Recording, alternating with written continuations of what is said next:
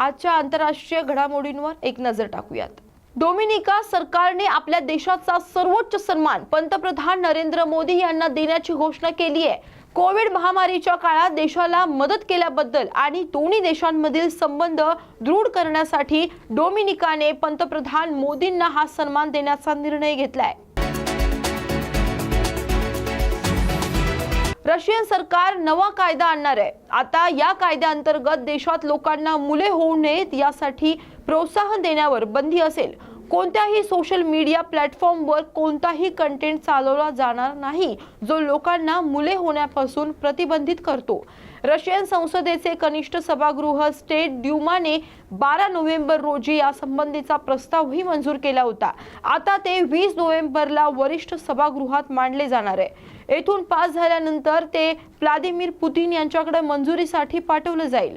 Putin यांची मंजुरी मिळाल्यानंतर हा कायदा लागू करण्यात येईल।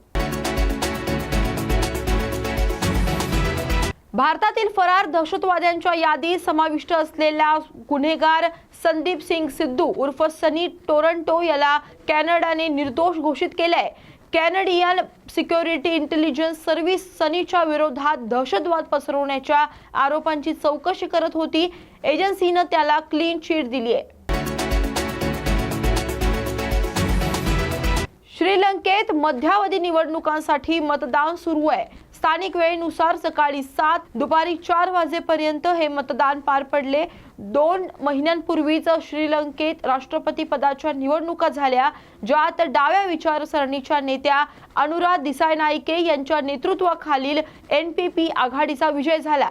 राष्ट्रपती पदाची शपथ घेताच दिसानायके यांनी संसद विसर्जित केली आणि नोव्हेंबरमध्ये मध्यावधी निवडणुकांचे आदेश दिले होते।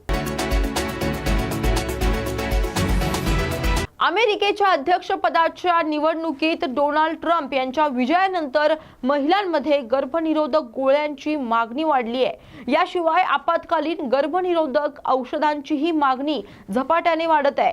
महिलांना भीती वाटते की ट्रम्प सरकारच्या आगमनामुळे त्यांच्या गर्भपाताच्या अधिकारांवर परिणाम होऊ शकतो।